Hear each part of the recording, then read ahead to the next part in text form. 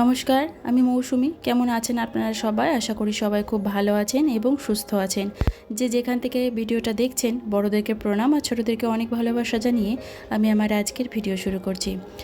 আমি আমার সোনা বাবার জন্য বাড়িতেই বেশ কয়েক ধরনের সেরেলাক বানিয়ে রাখি।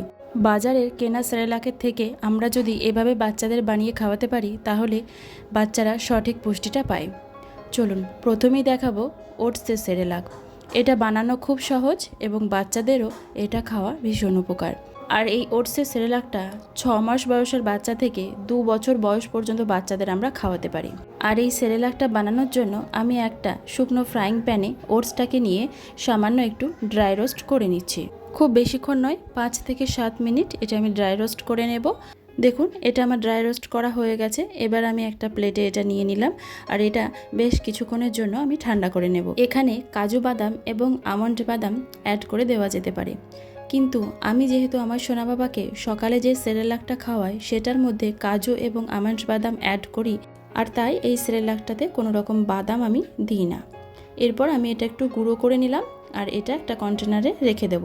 আমার সোনা বাবার জন্য যে কোনো সেরেলাকই আমি বেশি দিনের বানাই না, 1 সপ্তাহর মতো বানাই বা 8-10 দিনের মতো বানাই। কারণ প্রত্যেক দিন তো এক খাবার দিই না, এক এক দিন এক এক রকম খাবার দিই, আর তাই এটা অল্প অল্প করেই বানিয়ে রাখি। চলুন এবার দেখাই আমি আমার সোনা বাবাকে এই ওটসের সেরেলাকটা কখন খাওয়াই এবং কিভাবে খাওয়াই। তো এই সেরেলাকটা আমি আমার সোনা বাবাকে সকালবেলায় জলখাবারের সময় খাওয়াই। আর এই ওটসটা বানানোর জন্য আমি প্রথমে ঠান্ডা জলে ওটসটাকে ভালো করে গুলিয়ে নিলাম। এরপর আমি এটা একটু রান্না করে নেব। আর এখানে একটা কথা বলি, সবসময় ওটস কিন্তু ঠান্ডা জলে আগে গুলে নিতে হবে, আর গরম জলে দিলে এটা একটু দানা দানা হয়ে যাবে, তখন আর ঠিকভাবে রান্না হবে না। আর দেখুন আমার ওটসটা রান্না হয়ে গেছে। আর এটার তো কোনো স্বাদ নেই, যেহেতু আমি এটা জল দিয়ে বানিয়েছি, তাই এটা একটু টেস্টি করার জন্য সামান্য একটু তাল মিছরি দিয়ে দিলাম, যাতে এটা একটু মিষ্টি মিষ্টি ভাব হয় আর আমার সোনা বাবা ভালোভাবে খায়।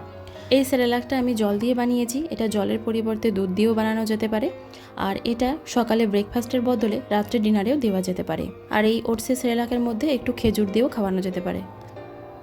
এরপর যেটা দেখাবো সেটা হচ্ছে রাইস সেরেলাক। আর এই সেরেলাকটা 8 মাসের বাচ্চাদের থেকে 2 বা 3 বছরের বাচ্চাদেরও খাওয়ানো যেতে পারে। আর এটা খেতেও বেশ টেস্টি হয়, বাচ্চারা বেশ ভালোবেসে খায়। আর এই সেরেলাকটা বানানোর জন্য আমি বেশ কয়েক ধরনের ডাল নিয়ে নিয়েছি।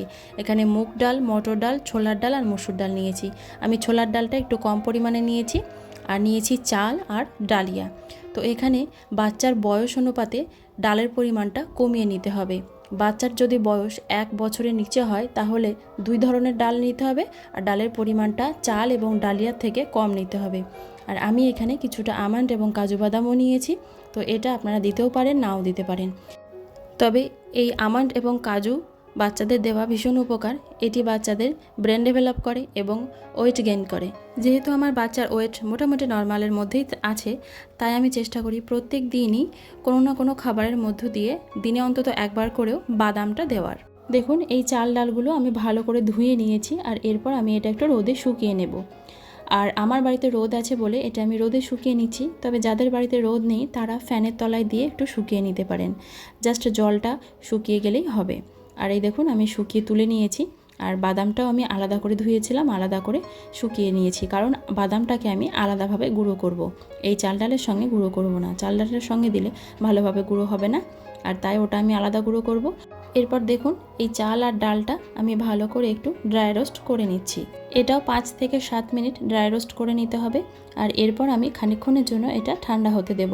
আর এদিকে বাদামগুলোও আমি একটু ড্রাই রোস্ট করে নিচ্ছি। দেখুন আমার সমস্ত কিছু ড্রাই রোস্ট করা হয়ে গেছে। আর এই চাল ডালগুলো দেখুন আমার গুঁড়ো করা হয়ে গেছে। এবার এটা আমি একটা কন্টেনারে রেখে দেব।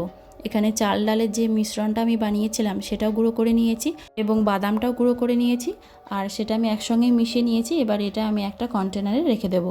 আর এই খাবারটাও আমি আমার সোনা বাবার জন্য বানালাম 8 থেকে 10 দিনের মতো।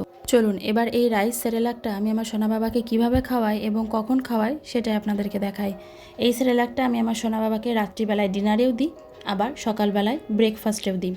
আর এই সেরেলাকটা বানানোর জন্য প্রথমে ঠান্ডা জলে 1.5 চামচ মতো সেরেলাক দিয়ে আমি ভালো করে গুলিয়ে নিলাম। আর এরপর আমি এটা রান্না করব। এটাও ঠান্ডা জলে আগে গুলিয়ে নিতে হবে, গরম জলে দিলে দলা পাকিয়ে যাবে। আর এরপর আমি দিয়ে দিলাম দুধ।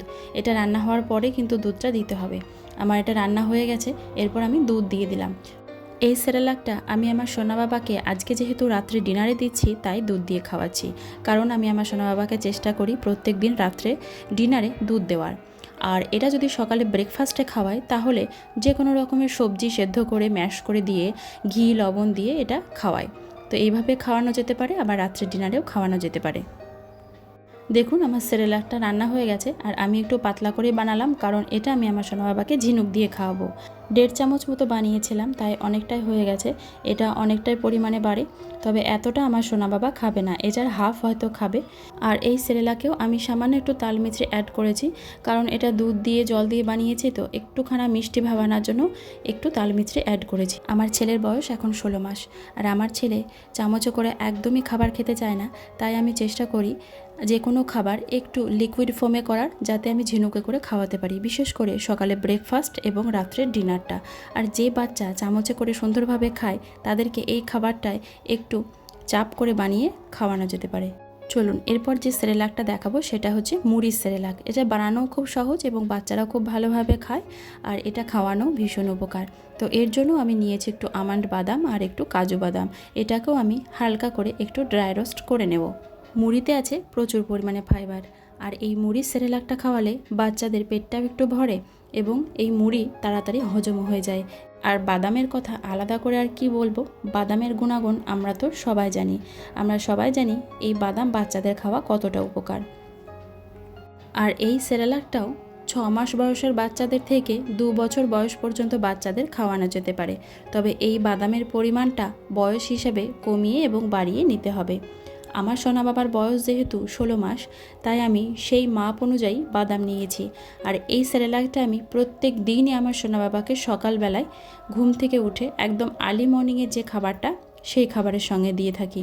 দেখুন আমি বাদামটা হালকা ড্রাই রোস্ট করে নিয়েছিলাম, এবার এটা ভালো করে গুঁড়ো করে নিয়েছি। এরপর আমি গুঁড়ো করে নেব মুড়ি। বন্ধুরা আপনাদের বলি, যারা এখন আমার পরিবারে এসেছেন আমাকে দেখছেন, তাদের কাছে আমার অনুরোধ, আমার এই চ্যানেলটি যদি আপনাদের সাবস্ক্রাইব করা না থাকে তাহলে অবশ্যই কিন্তু সাবস্ক্রাইব করে পাশে থাকা অল বেল বাটনটা প্রেস করে দেবেন, আর একটা সুন্দর কমেন্ট করে জানাবেন যে আমার এই ভিডিওটা কেমন লাগলো। আর আমার এই ভিডিওটা আশা করি অনেকের উপকারে আসবে।